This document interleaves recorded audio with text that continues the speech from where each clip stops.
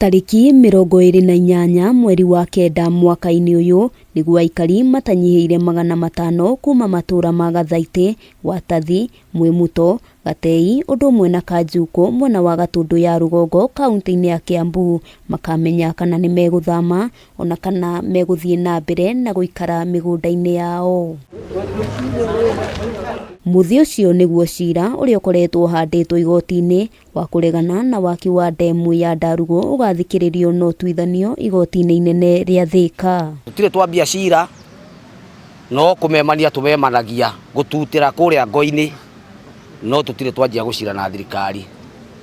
Ithuĩ ni twi cira uyu nduri na kihoto. Kuringana na mucirithania wa igoti ria Thika Grace Kemei, cira uyu wagite guthikiririo kumana na amwe aria mathitangitwo ni muingi kwaga gwikinyia igoti-ini. Andu maiganona kana respondents eri matafairire submissions on time na igoti ria mahe thiku mugwanja makorwo ma file. Ni tukuhota cira uyu na ithuĩ ni tuwi tondu ni ithuĩ twina kihoto.